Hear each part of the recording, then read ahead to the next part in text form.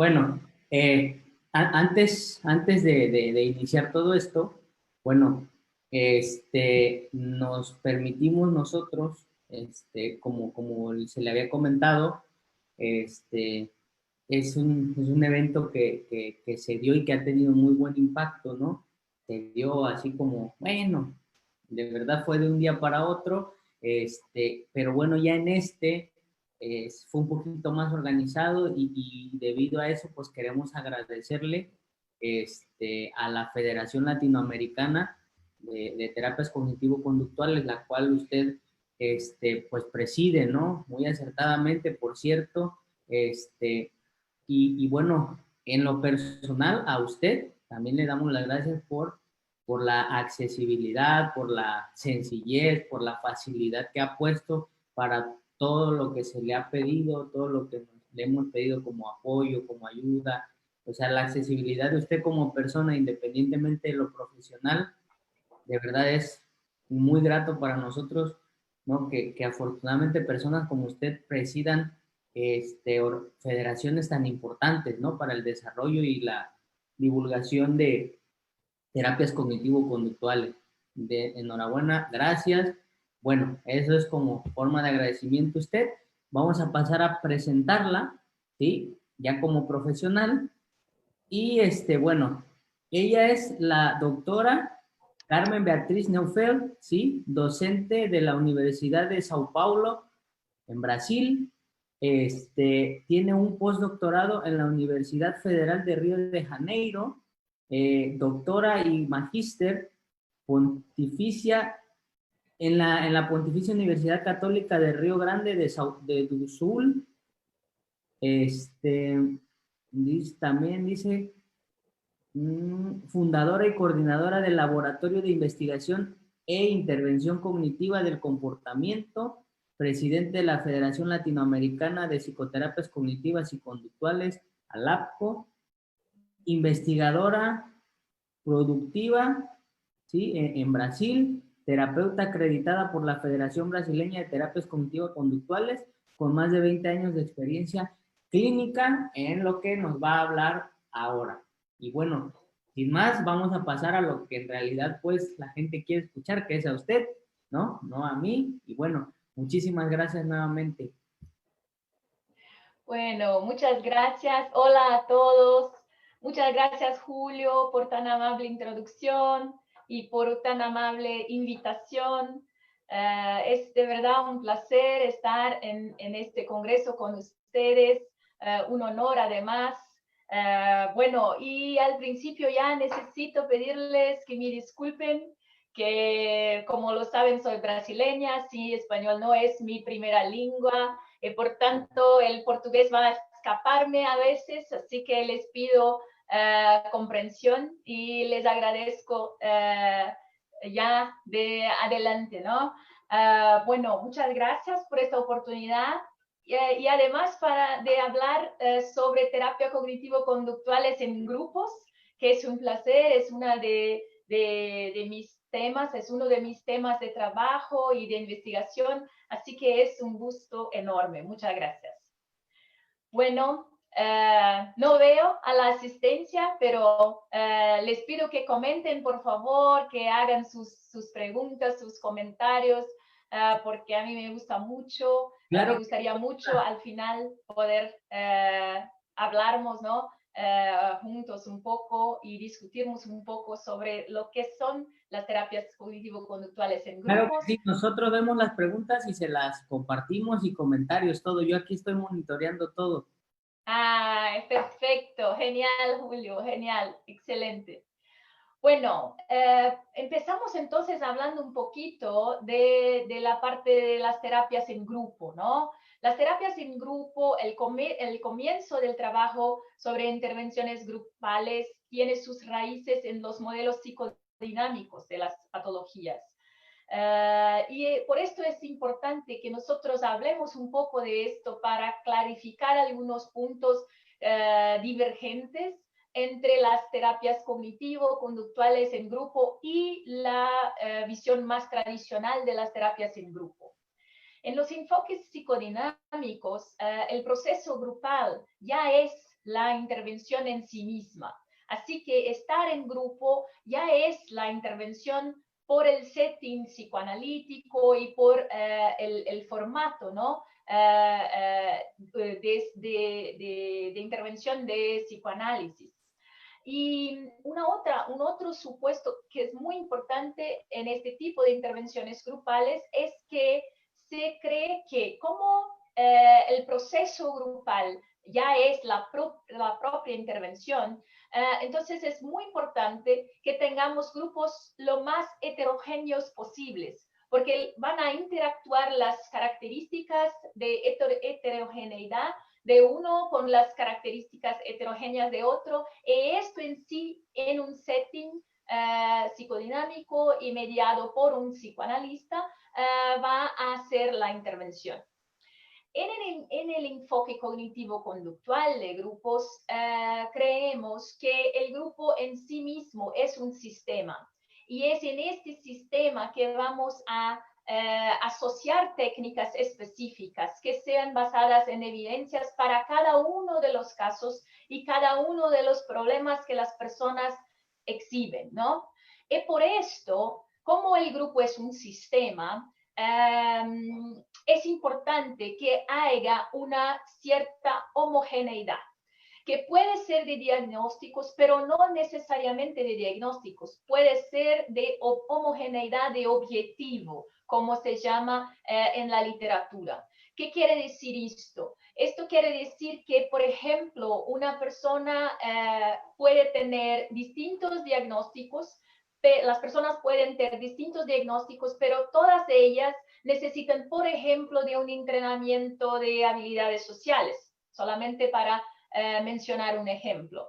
Entonces, voy a pensar cómo quiero organizar este sistema, cuáles son las características importantes para este sistema, qué homogeneidad necesito en este sistema para entrenar habilidades sociales. Entonces, en este sentido, dos preguntas van a ser muy importantes para todos nosotros que queremos hacer intervenciones grupales en una perspectiva cognitivo-conductual. ¿Qué va a ser? ¿Para qué es el grupo y para quién? ¿Qué características que vamos a entrenar y qué características necesitan tener las personas para que este sistema trabaje de una forma más saludable? Porque hay evidencias en la literatura, por ejemplo, Burlingame presenta muchos estudios en esta dirección que indican que a veces que nosotros estamos en un grupo que no es saludable, que el sistema está como que con un problema. Y cuando el sistema está con un problema, entonces probablemente la intervención en grupo no va a funcionar muy bien.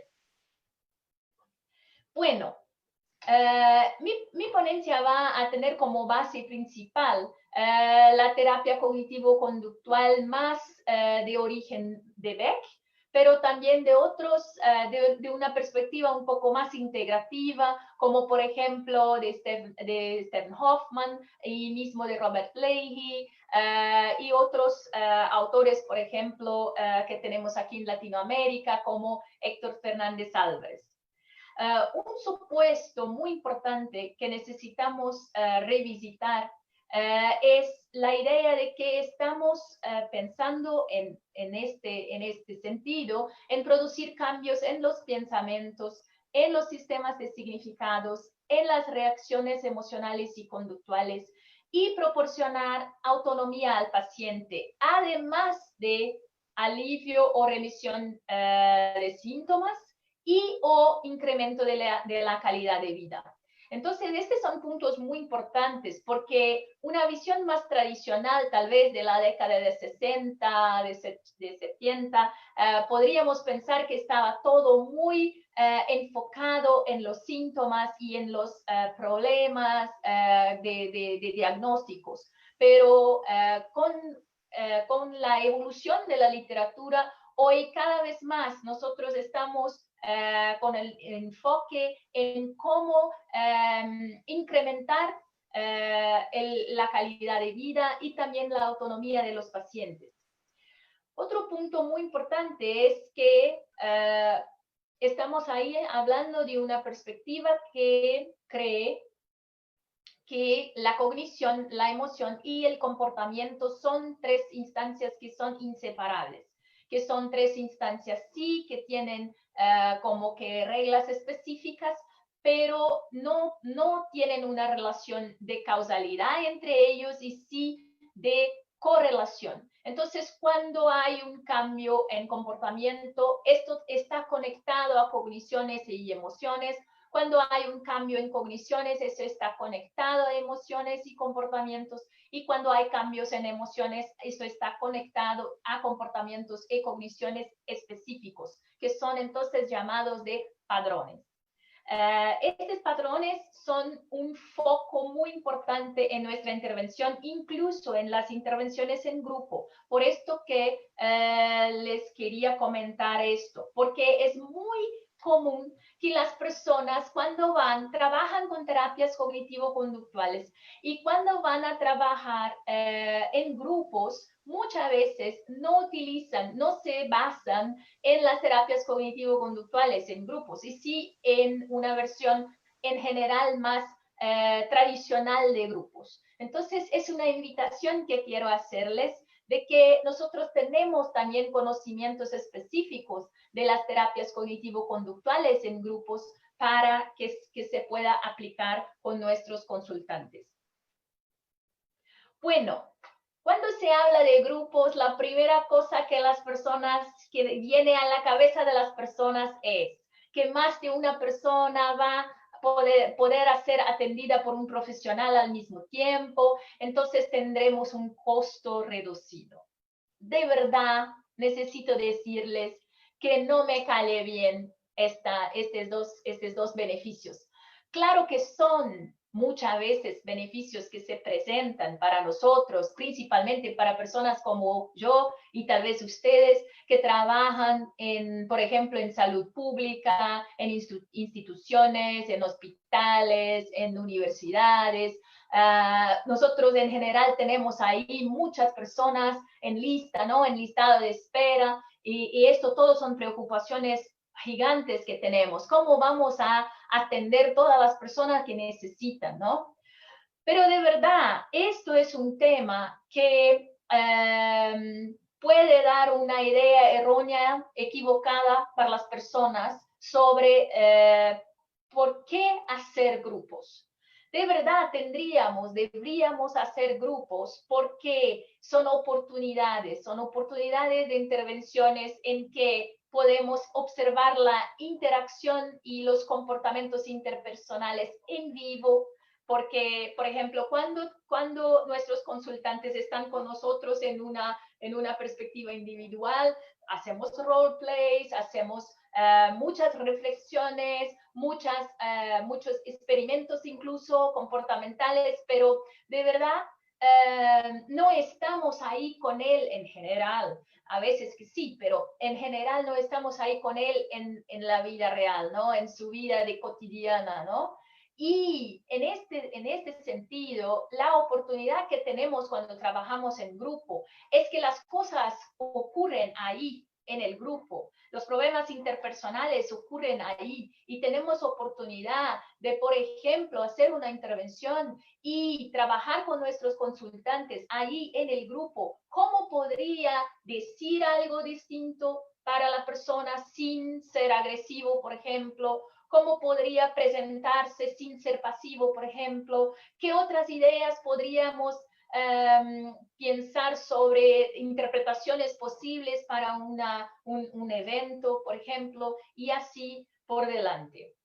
La otra característica es la oportunidad de experimentar de verdad ahí, de verlo de facto, ¿no? De hecho, que las otras personas pasan por cosas similares que todos nosotros pasamos. Es distinto que yo decir a alguien que otras personas pasan por los problemas similares. La persona lo ve, la persona lo observa en la otra persona y a veces que incluso concluye que, por ejemplo, mira, esta persona está incluso peor que yo pensaba que yo estaba como que perdido y la otra persona tiene problemas que tal vez serían hasta mismo más difíciles de manejar do que las que tengo yo. Entonces también son oportunidades de las intervenciones en grupo. La posibilidad de un entorno terapéutico para entrenamiento de nuevos terapeutas. Este es otro punto muy importante. No sé en vuestros países cómo es, pero en nuestro país las personas tienen mucho poco entrenamiento para trabajar con grupos. En general, las personas van a tener mucho trabajo en grupos después que terminan sus estudios de grado. Y entonces, a lo largo del pregrado se trabaja mucho con intervenciones individuales de distintas perspectivas y teorías, pero la experiencia efectiva y los procesos grupales y las teorías grupales son mucho menos discutidas que las intervenciones individuales.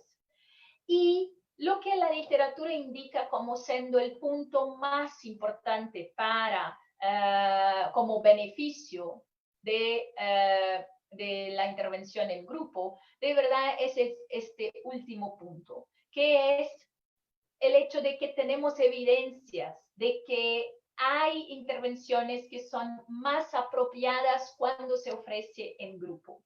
Por esto voy a comentarles de una de estas, que es para personas con obesidad.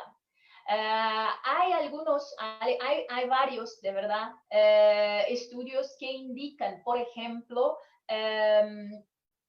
la intervención grupal como más efectiva o tan efectiva cuanto intervenciones individuales, por ejemplo, para distintos tipos de TOC, de trastorno obsesivo compulsivo, por ejemplo, para las adicciones, las drogodependencias, por ejemplo, para problemas de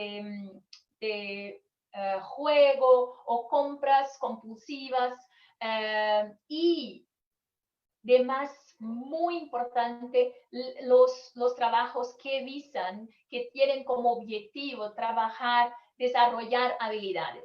Entonces, por ejemplo, si queremos desarrollar habilidades, por ejemplo, para vida o habilidades sociales, o mismo las habilidades específicas de DBT, por ejemplo, ellas son mucho mejor incorporadas y entrenadas en versiones grupales do que en intervenciones individuales. Pero por favor, no estoy diciendo que no se puede hacer estas cosas individualmente. Solamente estoy les presentando datos de la literatura que indican que intervenciones grupales para estos tipos de demandas, de quejas, de dificultades o de desarrollos, por ejemplo, de habilidades, son más efectivas. Y la otra cosa que es muy importante es que las terapias cognitivo-conductuales en grupo no se enojan por ser, por ejemplo, una intervención adicional. No ser la única intervención que nuestros consultantes van a hacer.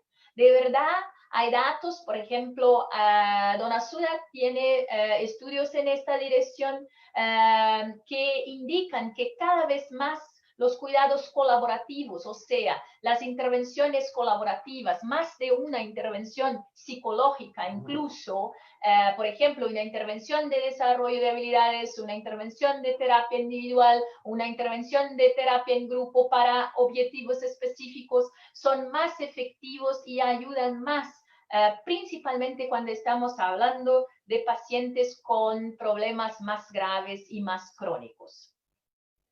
En este sentido, claro que tengo que comentarles que de verdad a veces que es un desafío, no sé cuánto ustedes hacen grupos, cuánto ustedes trabajan con grupos, pero es un desafío el hecho de que el ideal es que trabajemos con dos terapeutas, un terapeuta principal y un coterapeuta al menos, ¿no?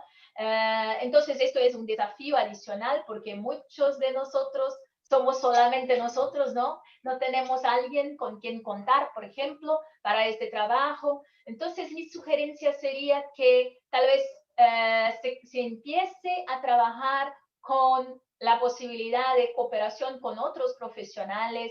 Por ejemplo, empiece en nuestras clínicas, por ejemplo, con intervenciones de desarrollo de una habilidad específica, por ejemplo, manejo de ansiedad, por ejemplo, manejo de la rabia, por ejemplo, desarrollo de empatía, y vamos a hacer un grupo con algunos pacientes míos y algunos pacientes de una colega que también tiene pacientes para quien podría ser beneficioso hacer una intervención de grupo así, y así empezamos a trabajar, por ejemplo, con un equipo de terapeutas como la literatura indica que es lo ideal. ¿Y por qué esto? ¿Por qué es tan importante que tengamos ahí 2 terapeutas? ¿Es solamente porque tenemos mucha gente ahí en el grupo, entonces por esto necesitamos ser más terapeutas? No, de verdad que no. Esto también influye, pero no es el principal punto. El principal punto es que hay toda una parte de proceso grupal que no hay, por ejemplo, en nuestras intervenciones individuales. Es por esto incluso que la literatura, por ejemplo, Yalom, el famoso investigador y terapeuta grupal de las teorías psicodinámicas, identificó los factores grupales que hacen con que grupos sean tan efectivos, que son como potencializadores de la intervención. Y una de ellas está relacionada con el proceso grupal, que es este sistema que se materializa cuando estamos en grupo. Probablemente todos ustedes ya lo percibieron en vuestras vidas, además, porque esto pasa en todos los grupos que participamos, no solamente en grupos terapéuticos. Pero claro, en grupos terapéuticos nosotros queremos utilizar esto como una forma de intervención. Queremos utilizar esto, aprovechar esto para que la intervención sea potencializada, para que sea aún mejor para nuestros pacientes. ¿Y cómo tenemos estos aspectos procesuales del proceso grupal? Necesitamos de un segundo conjunto de ojos y oídos clínicos. Y esto es uno de los papeles más importantes de los coterapeutas. Los coterapeutas no son una persona que está ahí callado y que no participa, como que, bueno, solamente para, como una decoración, ¿no? No, de verdad que no. Esta persona va a estar atenta a estos aspectos de proceso, de factores de proceso, y claro, los registros de estos factores de proceso en cuanto el terapeuta principal estará con la responsabilidad inmediata mayor de conducir la sesión y tomar las principales decisiones ahí en la sesión. La sesión de terapia cognitivo-conductual en grupos es estructurada, como son muchos de las terapias cognitivo-conductuales, ¿no? Tenemos como 4 grandes puntos que son abordados en una sesión de terapia cognitivo-conductual en grupos. La revisión del plan de acción, de la semana pasada, la presentación de una nueva información, o sea, psicoeducación del tema de la sesión de hoy que vamos a trabajar, la práctica de habilidades, que puede ser una cosa muy práctica como una estrategia comportamental o un ejercicio de regulación emocional, o mismo un ejercicio de evaluación de los pensamientos, identificarse tenemos evidencias o no, o si necesitamos reestructurar este pensamiento, o si necesitamos aceptarlo porque no tenemos cómo cambiar la situación. Entonces, son muchas cosas que pueden ser estas habilidades prácticas. Así que estoy hablando un poco más en genérico, ¿no? Y los nuevos planes de acción. muy importante. Además, si ustedes les gustaría trabajar en grupos con niños y adolescentes, que es una cosa también que nosotros trabajamos mucho en mi laboratorio de investigación, es que hay una necesidad de énfasis para motivación, porque, como lo saben, los niños y los adolescentes, al menos en mi país, son muy, muy sinceros. Entonces, si no les gusta, si no les atrae, si no les parece interesante, no se sienten motivados y cuando les baja la motivación ya no participan, ya no cooperan, no colaboran con la sesión. Entonces, invertir mucho en la motivación y la parte de juego lúdica de la sesión es muy importante. Otro punto que es para adultos, adolescentes, niños y adultos mayores es evitar al máximo el tono de clase, que no parezca que estamos ahí diciendo para las personas qué tienen que hacer, cómo tienen que hacer, qué tienen que pensar.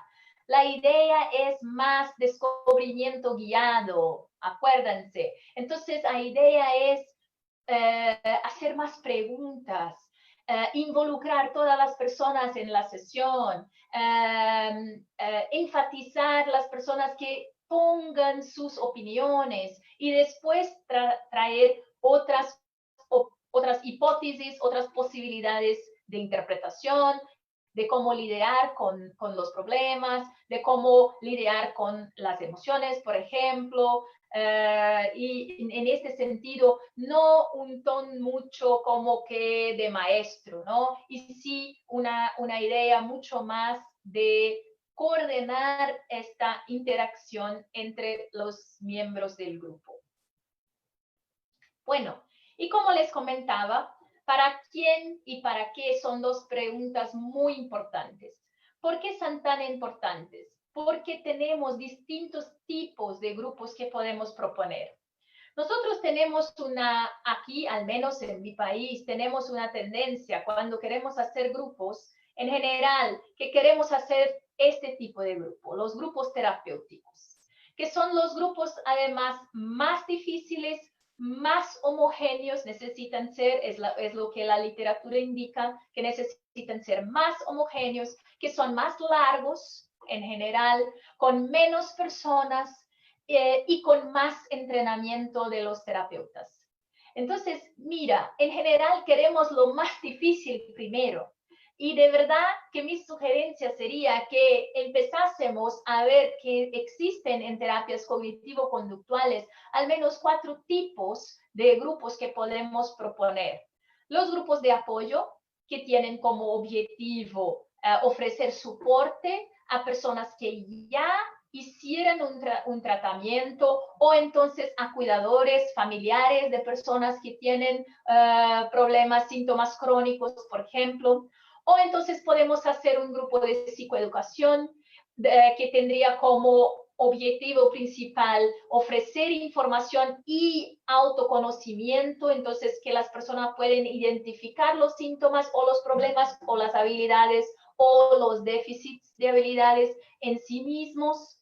O entonces podemos ofrecer los grupos de entrenamiento y orientación también, que son los grupos que van a estar enfocados más en promover salud, en prevenir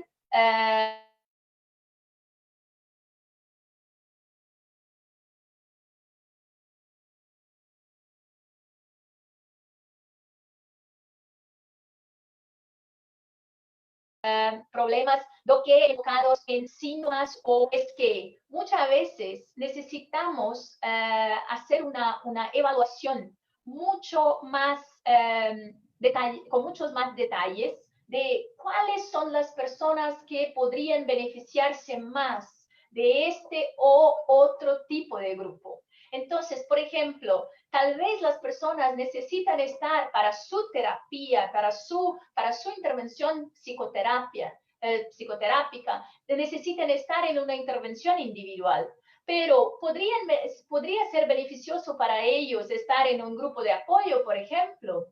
O podría ser beneficioso para ellos desarrollar una habilidad específica, además de su intervención, adicionalmente a su intervención individual, por ejemplo.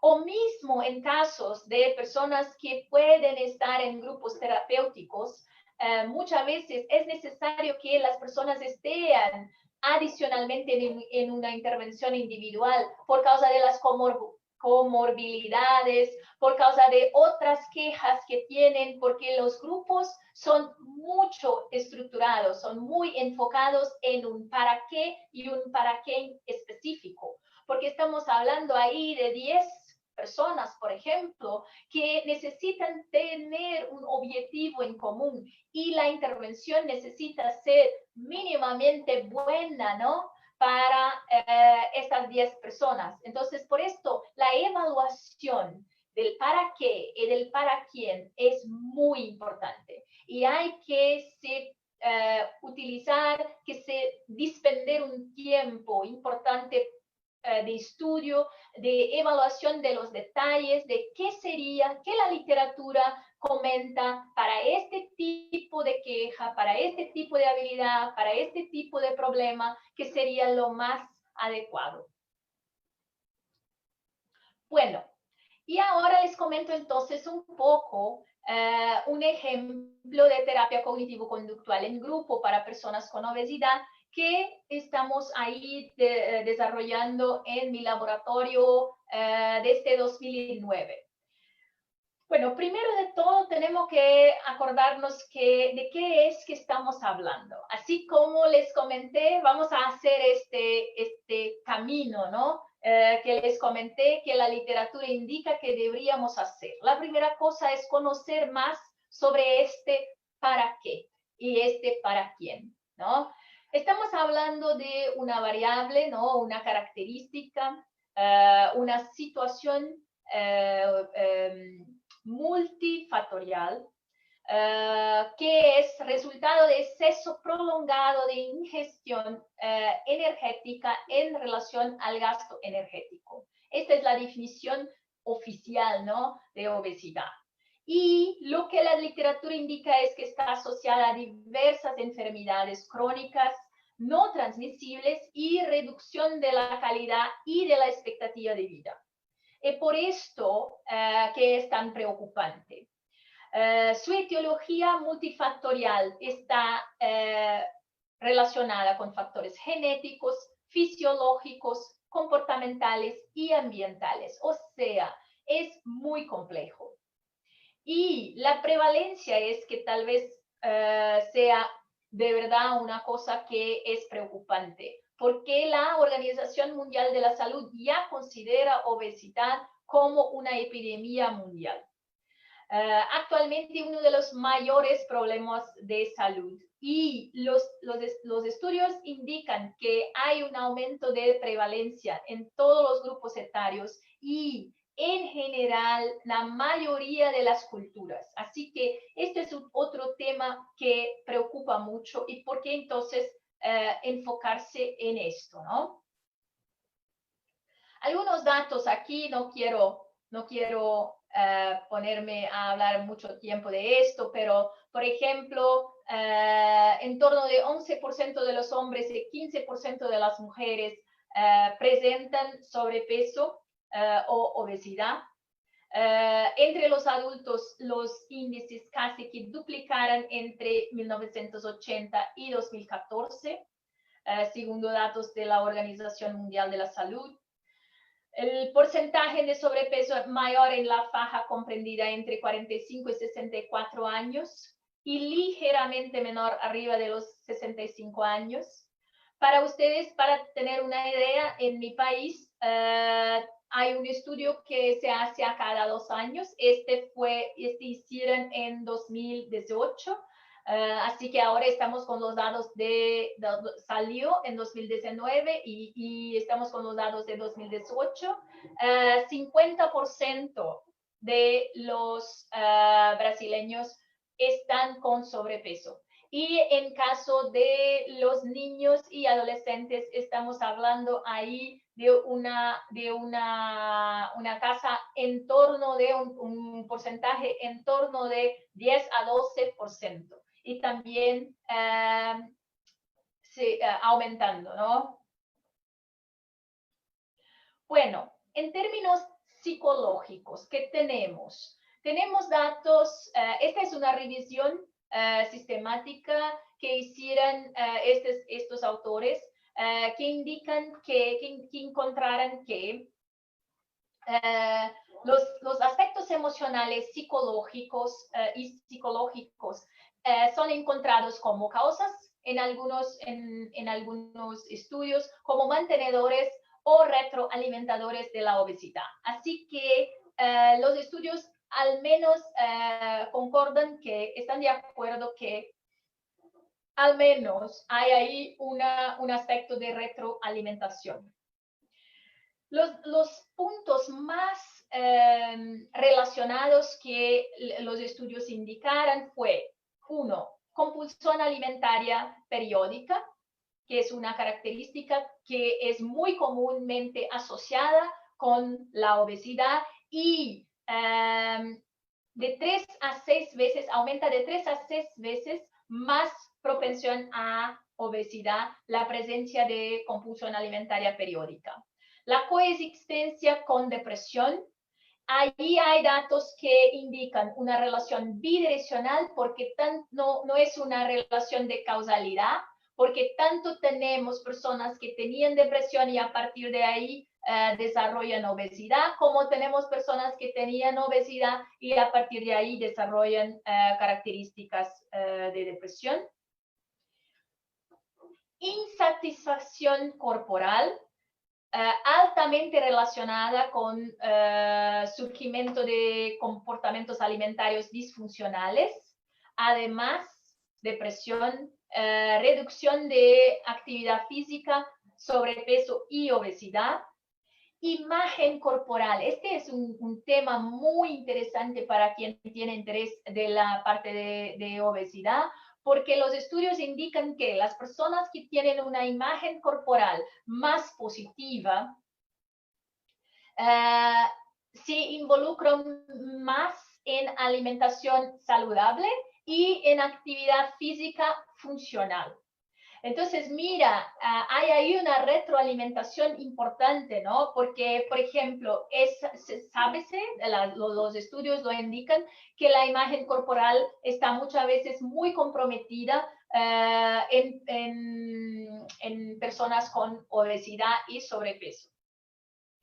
Y la otra cosa muy interesante es que en general está asociado con déficits de habilidades sociales.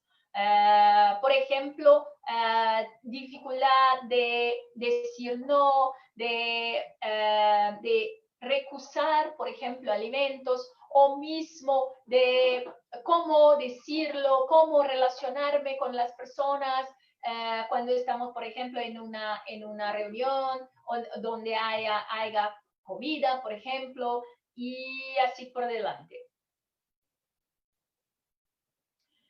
Entonces, lo que tenemos ahí son muchas veces emociones difíciles como ansiedad y tristeza, como gatillos, ¿no? Como cosas que aumentan la probabilidad de desencadear, por ejemplo, episodios de compulsión alimentaria.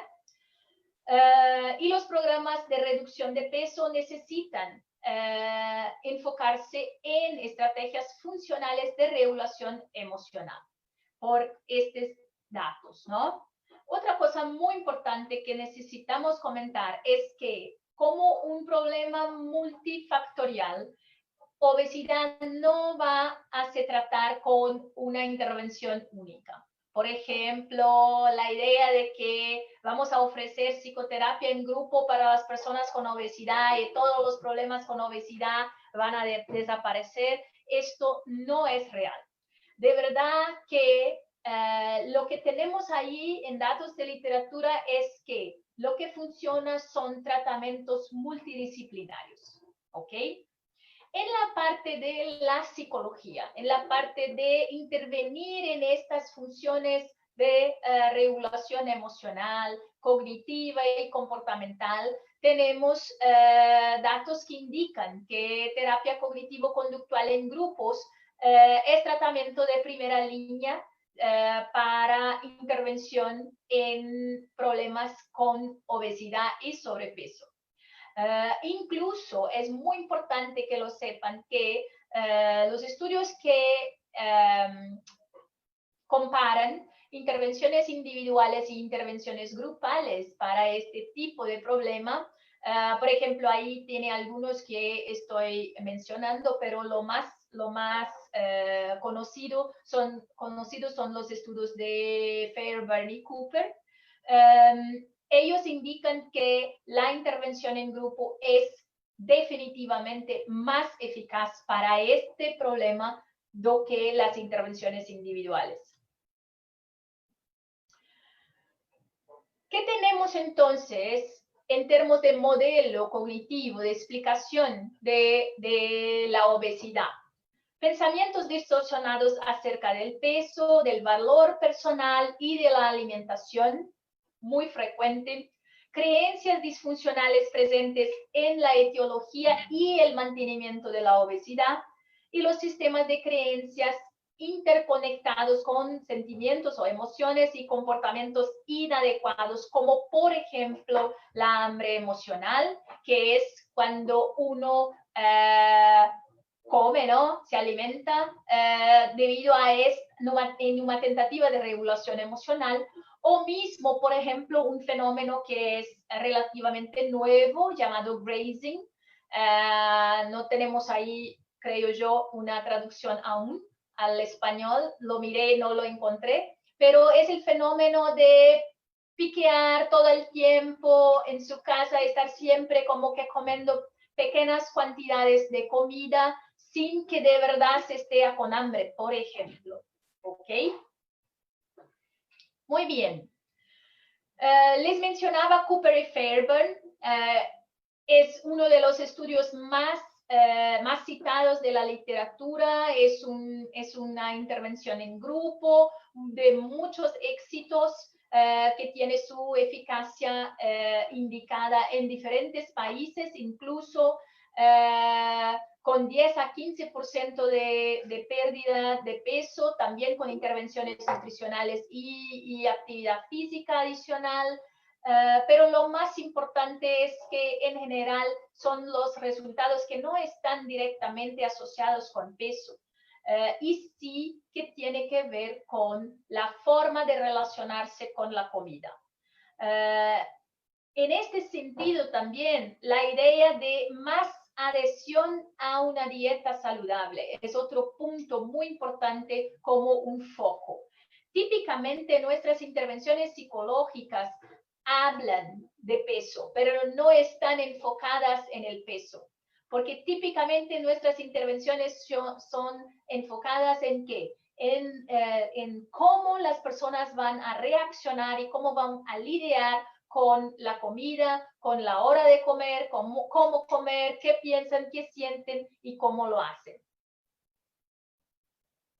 Bueno, y el ejemplo que les prometí, ¿no? Nosotros tenemos un grupo que se llama PRAUSP.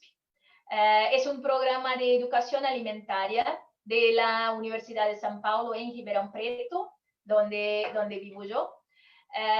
Es una intervención multidisciplinaria en grupo para personas con exceso de peso. Tenemos personas con sobrepeso y obesidad grado 1 y 2. No tenemos personas con grado 3, porque la literatura indica que las personas con grado 3 en general necesitan estar en grupos solos de personas con obesidad grado 3.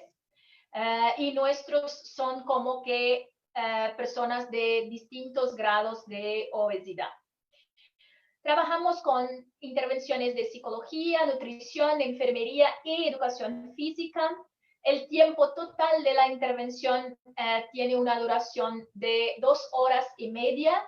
La intervención de psicología en grupo, de terapia cognitivo-conductual en grupo, es de 50 minutos. Y es esta intervención que voy a describir un poco para ustedes rápidamente.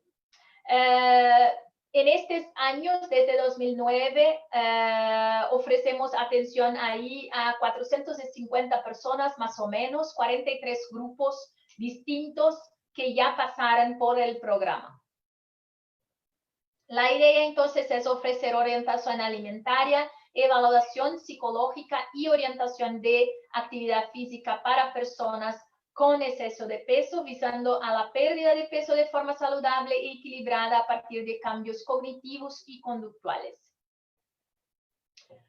Nuestro objetivo de la intervención de psicología, que se llama PROMETA, es reestructuración cognitiva para trabajar principalmente creencias de incapacidad de autocontrol y merecimiento y permisividad, que son los dos grupos de creencias que la literatura indica que están más relacionadas con los problemas en general de lidiar con la comida, que contribuyen al mantenimiento de la obesidad y de los hábitos disfuncionales de salud alimentaria. Nuestra intervención es una intervención de 11 sesiones de 50 minutos. Recibimos a personas con acima de 18 años que tengan educación primaria completa y que estén con sobrepeso y obesidad. Y no pueden ser alumnos de pregrado de psicología porque nuestros terapeutas son estudiantes, terapeutas en formación, son estudiantes de pregrado de último año de psicología. Cuando tenemos personas con sintomatología depresiva o ansiosa muy elevada, los encaminamos para intervenciones individuales adicionales. Estos son los temas generales que trabajamos en el programa. El programa ya está publicado en portugués, disculpen, pero puedo enviarles en portugués. Si les interesa, por favor, pueden hacer contacto. La intervención es entonces, trabaja con psicoeducación del modelo cognitivo de la obesidad, psicoeducación de la obesidad, identificación de pensamientos automáticos, creencias intermediarias y centrales, también relacionados con obesidad, con autoimagen y compulsión, estrategias compensatorias, distorsiones cognitivas, estrategias de regulación emocional, conceptualización cognitiva de los dos grupos de creencias disfuncionales más encontradas en la literatura en este problema, que son las de incapacidad de autocontrol y permisividad y merecimiento, mindfulness en el aspecto de mindful eating, reestructuración cognitiva para los pensamientos disfuncionales y también como una forma de aceptar las cosas que no podemos mudar, que no podemos cambiar, habilidades sociales y prevención de recaídas. Hacemos una conferencia inicial para explicar a las personas cómo va a ser el grupo. Después trabajamos con toda la evaluación de todas las especialidades, incluso las especialidades de psicología. Son 11 sesiones, hacemos entrevistas también y después un post-test después de las 11 sesiones. Aquí tenemos algunos resultados preliminarios. Este paper ya está aceptado para publicación. Hicimos una primera evaluación con 7 grupos de intervención.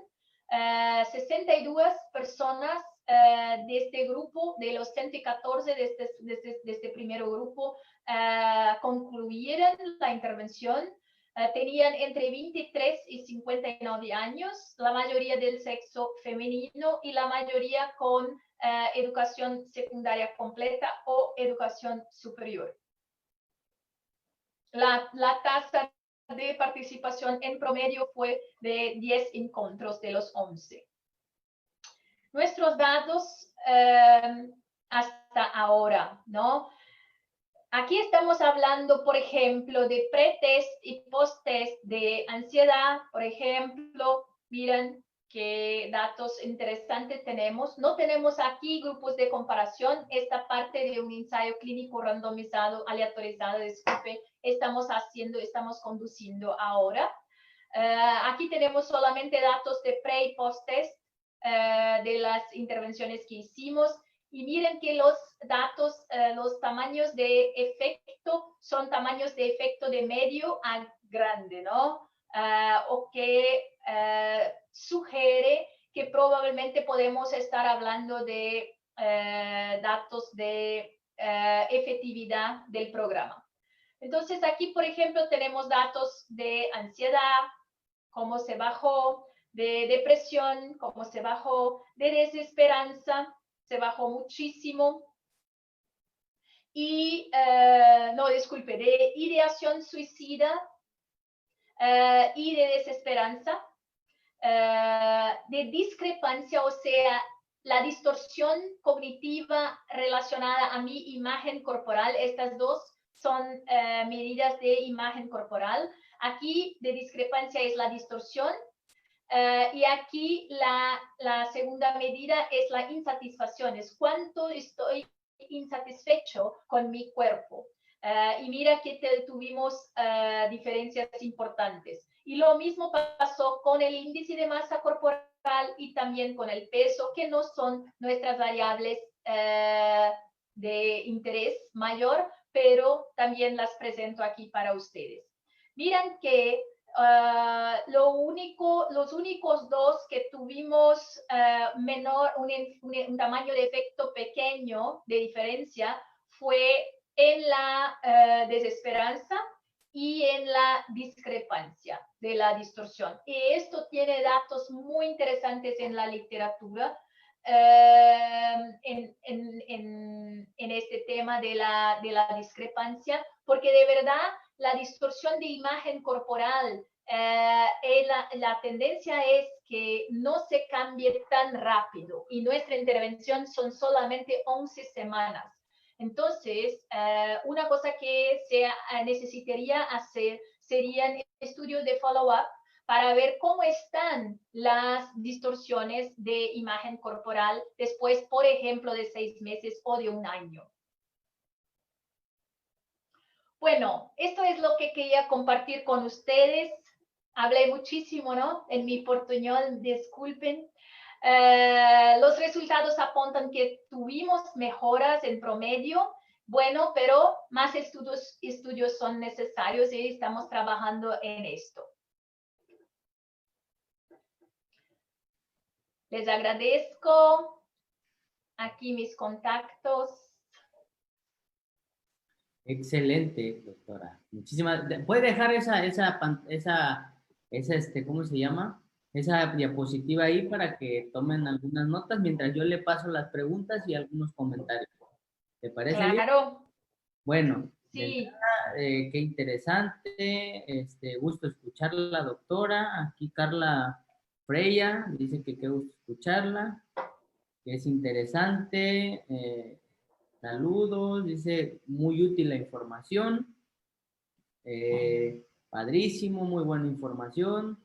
Dice, mi trabajo en centros penitenciarios tiene punto focal en el trabajo grupal para la modificación de la conducta delictiva con muy buenos resultados. Sí, esos son algunos comentarios. Hay una pregunta aquí que dice, ¿qué directrices, además de los objetivos, se utilizan para homogenizar un grupo? ¿Se utilizan entrevistas estructuradas para elegir a los integrantes? O sea, ¿qué criterios toman Sí. para usted tomar o formar un grupo? Perfecto. Ese Excelente pregunta. Excelente pregunta. Muchas gracias por esta pregunta. Bueno, es que yo tenía tanta cosa para decir que no puedo decir todo, ¿no? Pero porque, bueno, podríamos hablar un día todo solamente de terapias cognitivo-conductuales en grupo, ¿no? Bueno, cada queja va a tener características específicas que van a impactar el proceso grupal, como les comentaba. Entonces, el sistema grupal es impactado por las características de las quejas también. Entonces, por ejemplo, si yo quiero hacer un grupo para desarrollo de habilidades, por ejemplo, voy a dar este ejemplo, habilidades sociales. No sería bueno tener en el mismo grupo personas que tienen mucha habilidad y personas que no tienen nada de habilidad. Es esto que la literatura indica. ¿Por qué? Porque, por ejemplo, las personas, la interacción grupal tiende ¿cómo se dice esto en español? Una cosa que pasa es que las personas que tienen pocas habilidades van a estar muy calladas esperando que las personas que tienen muchas habilidades hablen todo lo que tienen que hablar. Entonces, como si estuvieran ahí escondidos en el grupo y esto, por ejemplo, sería una idea que no sería buena. Como que se comportan de forma retraída, así como que están... Sí, esto, exacto, exacto. Entonces, por ejemplo, sería mejor que las personas tuvieran una homogeneidad en términos de tener menos habilidades, porque entonces todas están más como que similares, ¿no? Para que todas se sientan como que a gusto para poner sus ideas. Porque si hay alguien que está mucho más desarrollado en este tema, las otras personas pueden no se sentir a gusto para compartir sus dificultades. Esto es solamente un ejemplo. Entonces, ¿cómo lo vamos a descubrir? La primera cosa que puedo sugerir es que se haga una investigación en la literatura de cuáles son los aspectos que influyen en el sistema grupal este tipo de para qué y para quién que uno quiere proponer. Esto sería la primera cosa. La segunda, hacer entrevistas individuales con las personas para entonces identificar cuánto las personas tienen habilidades de poner sus ideas, cuánto se sienten a gusto para estar en grupo. Por ejemplo, hay algunas características que no se debe poner en grupo al principio. Por ejemplo, una persona que presenta ideación suicida abierta, que habla abiertamente sin que alguien le pregunte, habla abiertamente sobre ideación suicida. Esto no sería una buena, no sería un criterio para poner en grupo, por ejemplo. ¿Ok? Otra cosa, tener personas con un trastorno de personalidad junto con personas sin un trastorno de personalidad en el mismo grupo. También no es indicado porque en general esto compromete la salud del sistema. Uno podría preguntar, ¿más puedo poner personas con trastorno, todas ellas con el mismo trastorno de personalidad en un grupo? Sí, con excepción de los pacientes que tienen trastorno de personalidad paranoico. Porque debido a la característica de la paranoia, que es no fiarse de las personas. Entonces, en general, no sería una buena idea poner estas personas en grupo. Entonces, le comento algunos ejemplos, pero es gigante, así que son muchos criterios que uno va a buscar para identificar estas características para organizar la homogeneidad de objetivo, que va além del objetivo del para qué.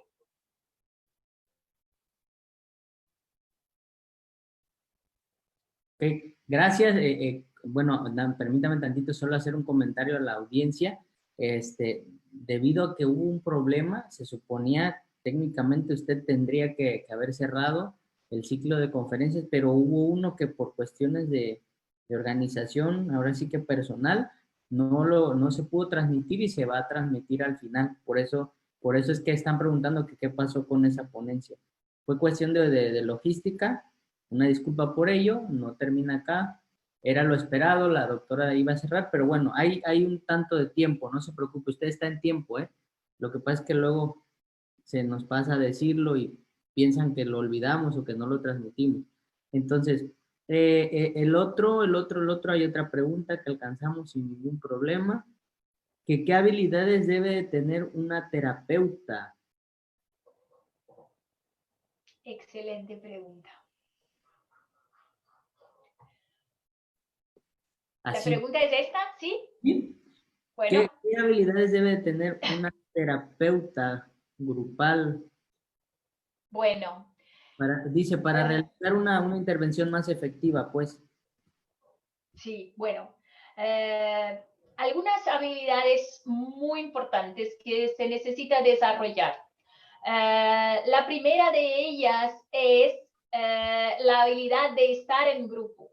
Entonces, algunos de nosotros necesitamos desarrollar que nos sintamos más a gusto en grupo, porque ni siempre uno se siente a gusto en estar en grupo. Entonces, por ejemplo, si esto pasa con uno, sería importante tal vez empezar como un coterapeuta, por ejemplo, o entonces hasta mismo como nosotros lo llamamos de terapeuta monitor, que es un tercer terapeuta que va a estar ahí como para ayudar, para dar soporte, pero no está directamente involucrado en ofrecer orientaciones, ¿no?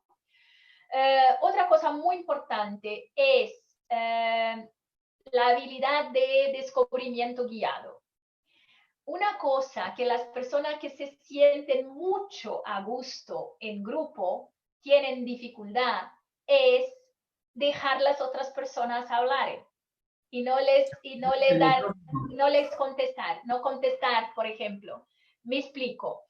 Por ejemplo, un consultante del grupo mira y comenta, bueno, yo hizo esto, esto y esto. ¿No te parece, doctora, que esto correcto? ¿Es esto que debería hacer? Y si uno no desarrolla la habilidad de descubrimiento guiado, de, bueno, qué interesante, esta es una forma de hacerlo, pero vamos a ver si los colegas, si alguien del grupo no puede comentar, ofrecer una sugerencia. O entonces, por ejemplo, en los grupos de padres, una cosa que pasa muchísimo con nosotros es, por ejemplo, que quieren una respuesta. ¿Qué debo hacer cuando mi niño hace tal y tal y tal cosa? ¿Cómo debo hacerlo? ¿Cómo le miro? ¿Qué le digo? ¿Qué hago con él? Y la idea no es esta, la idea es que nosotros vamos a trabajar la idea de, bueno, vamos a compartir, vamos a reflexionar sobre esto y después que reflexionamos sobre esto, bueno, ¿qué cosas podemos concluir de todo esto que hicimos?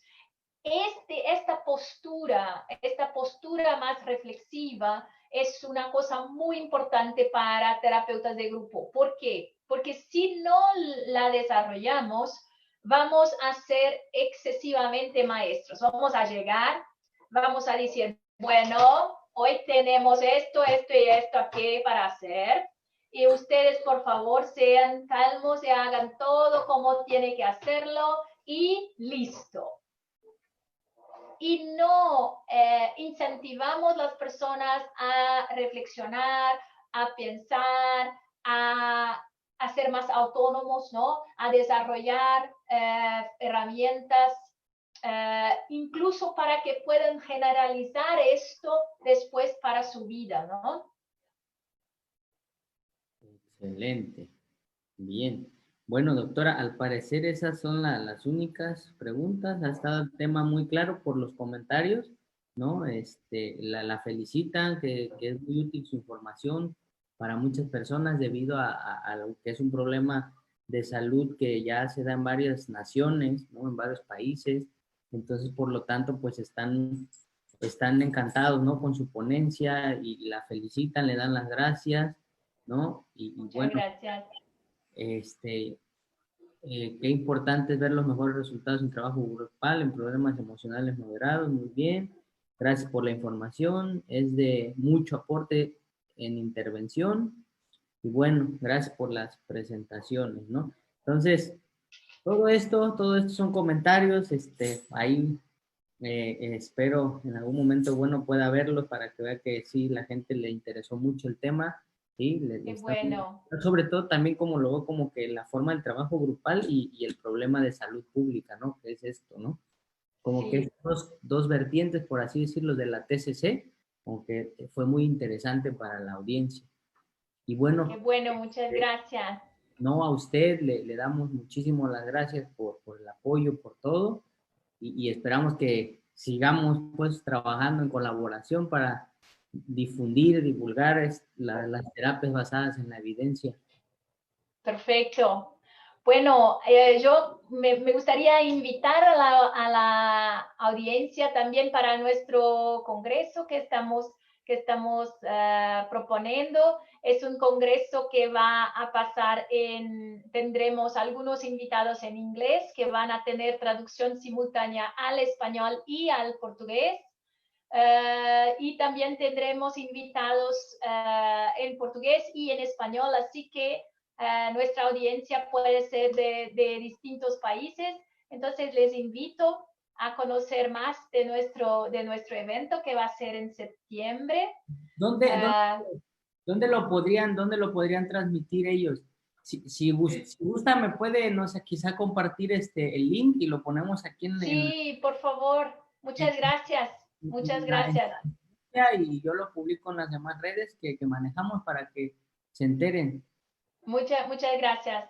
No, a Bueno, usted. y les felicito por este evento muy rico, muy interesante. Me encantó también las ponencias que tuvo la oportunidad de ver, todas excelentes, de excelente nivel científico y práctico. Muchas gracias, muchas gracias y muchas felicitaciones a ustedes. Ok, gracias igual y también a usted felicidades por su ponencia. Y bueno, de todos ellos si seguimos en contacto, pues, ¿no? Ahí. Dale, doctora. Sí, Gracias, que esté sí, bien. gracias. Hasta luego. Hasta luego.